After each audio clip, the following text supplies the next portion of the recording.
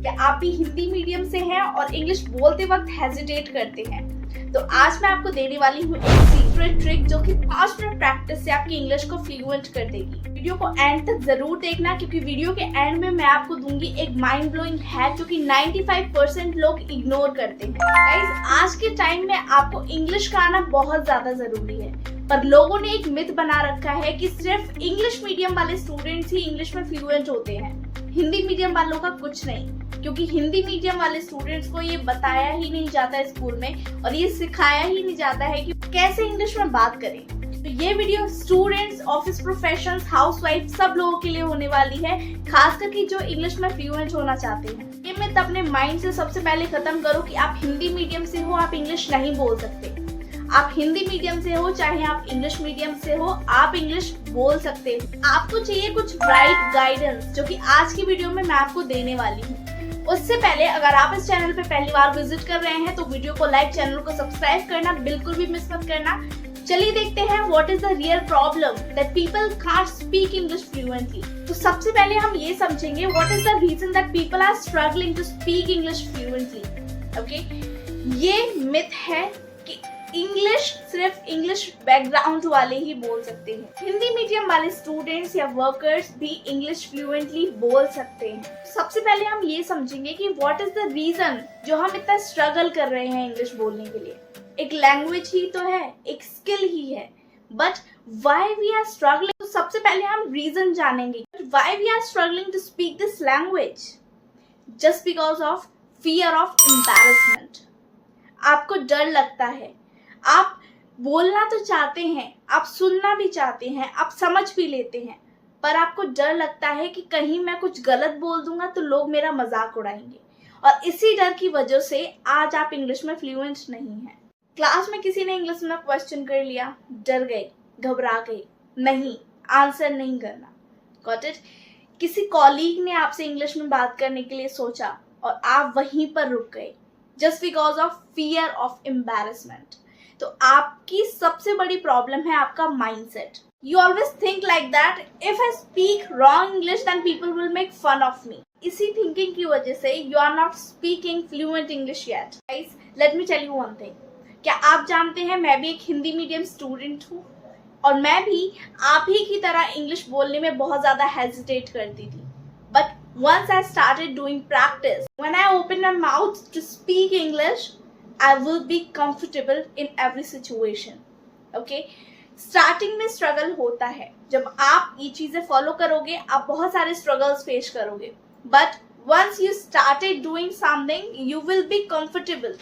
और मैंने भी इसी ट्रिक को फॉलो करके अपनी इंग्लिश की जर्नी को स्टार्ट किया और आज मैं thousands of स्टूडेंट्स को इंग्लिश सिखा रही हूँ। यही सीक्रेट मैं आज आप लोगों के साथ में शेयर करने वाली हूँ। इसी सीक्रेट ने मेरी लाइफ को कम्प्लीटली चेंज कर दिया। तो गाइज, इंग्लिश बोलने का सबसे पहला स्टेप है शैडोइंग टेक्निक, जो कि मैंने फॉलो की थी। आपकी बारी है कि आप इस ट्रिक को कैसे फॉलो करने वाले हैं। अब ये शैडोइंग टेक्निक क्या होती है? शैडोइंग टेक्निक होती है इंग्लिश पॉडकास्ट या फिर यूट्यूब की किसी वीडियो में आपको इंग्लिश सेंटेंसेस चूज करने हैं और उनके साथ साथ बोलने की कोशिश करनी है। ठीक है? अगर आपने कोई सेंटेंस सुना, आई एम ड्रिंकिंग वाटर, तो आप उसी को शैडो की तरह रिपीट करेंगे। या फिर आपने कोई दूसरा सेंटेंस सुना, हाउ आर यू, तो आप सेम सेंटेंस को जोर से बोल के प्रैक्टिस करेंगे। ओके? अगर आप शुरुआत से प्रैक्टिस कर रहे हैं तो पहले स्लो तरीके से बोलना स्टार्ट करो और फिर आप ग्रेजुअली इंक्रीज हो जाओगे। ठीक है? अगर आप बिगिनर हो तो सेंटेंसेस से स्टार्ट करो, अगर आप थोड़ा बहुत सीख चुके हो तो आप थोड़ा सा लेवल ऊपर कर सकते हो। इसका रिजल्ट बहुत ज्यादा इफेक्टिव है। अगर आप शैडोइंग टेक्निक से प्रैक्टिस करते हो तो ये आपका एक्सेंट इंप्रूव करेगा, आपकी फ्लुएंसी इंप्रूव करेगी, आपका कॉन्फिडेंस बूस्ट होगा। हिंदी मीडियम स्टूडेंट्स के लिए एक फास्ट ट्रैक मेथड है ये शैडोइंग टेक्निक। इससे ज्यादा और इससे जल्दी आप इंग्लिश नहीं सीख सकते। आप सुनिए और रिपीट करिए और डेली प्रैक्टिस करिए, आप देखेंगे रिजल्ट आपका कितने फास्ट तरीके से निकलेगा। चलिए बात करते हैं आज के नेक्स्ट स्टेप की। आज का नेक्स्ट स्टेप है डेली मिनी स्क्रिप्ट। जैसे कि आप बिल्कुल जीरो से इंग्लिश बोलना चाहते हैं तो आपको कुछ अपनी डेली स्क्रिप्ट रेडी करनी होगी, जिसमें आप रेगुलर सेंटेंसेस जो रेगुलर लाइफ में यूज होते हैं उन सेंटेंसेस को प्रैक्टिस करेंगे। ठीक है। जैसे हम ये सेंटेंस रोज बोलते हैं, हाय हाउ आर यू, तो आप इसकी एक मिनी स्क्रिप्ट बना सकते। जैसे आई वॉन्ट वाटर प्लीज, तो आप इसको मिनी स्क्रिप्ट में ऐड कर सकते हैं। पर याद रखिएगा, मिनी स्क्रिप्ट में कम से कम 8 से 10 लाइन होनी चाहिए, जिसको आप डेली रूटीन में प्रैक्टिस कर सकते हैं। जैसे I am learning English, can I help you, could you please give me a glass of water. तो आप इस तरीके के रोज बोले जाने वाले इंग्लिश सेंटेंसेस को प्रैक्टिस करेंगे अपनी डेली रूटीन में।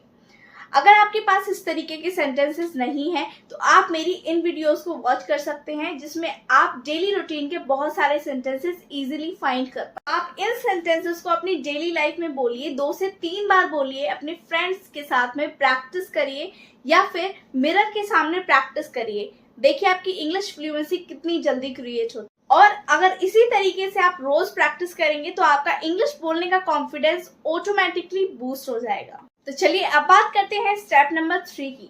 पर स्टेप नंबर 3 को समझने से पहले मैं थोड़ी सी चीजें कुछ डिस्कस करना चाहती हूँ।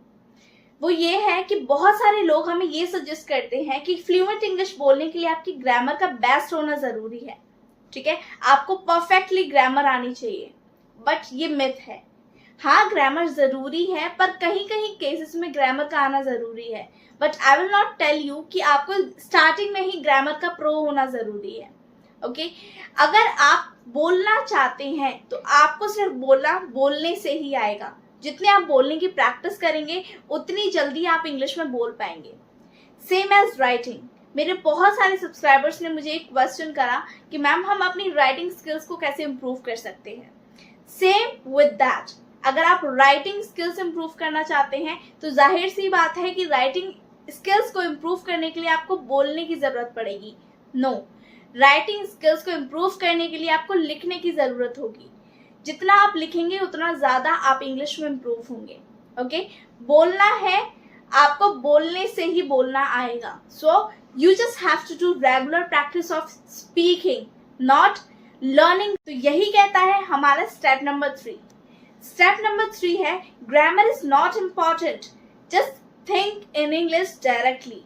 और ये थिंकिंग इन इंग्लिश का सबसे पावरफुल स्टेप होता है इंग्लिश बोलने के लिए।